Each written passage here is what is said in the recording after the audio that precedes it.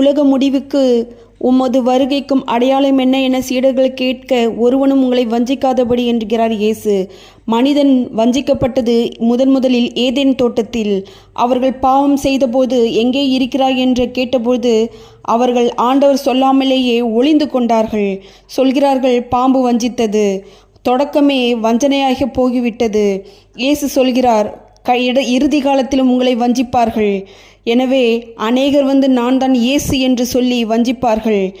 பாம்பு கடவுளைப் போல ஆவீர்கள் என்று சொல்லி, கண்கள் திறக்கப்படும் என்று சொல்லி அவர்கள் நம்பி சாப்பிட்டார்கள், வஞ்சிக்கப்பட்டார்கள், துரத்தப்பட்டார்கள். எனவே பிரியமானவர்களே, நம் வாழ்க்கையில் ஒவ்வொரு நிமிடமும் இயேசு கிறிஸ்துவுக்கு நிகராகவோ அல்லது அவருக்கு மேலாகவோ எப்படிப்பட்டவர்களையும் எப்படிப்பட்ட பொருளையும் எதையுமே நாம் நேசிக்கவே கூடாது. வஞ்சிக்கப்பட்டால் நாம் புறம் தள்ளப்படுவோம், நரகத்திற்கு போவோம். ஆமேன்.